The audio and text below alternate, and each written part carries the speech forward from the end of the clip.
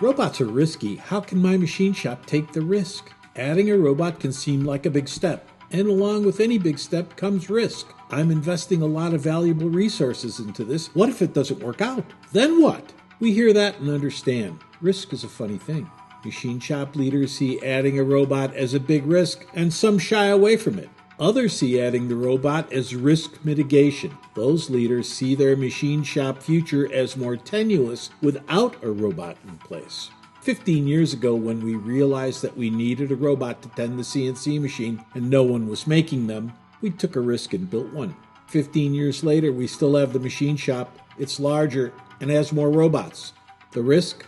Sometimes the bigger risk is not taking action.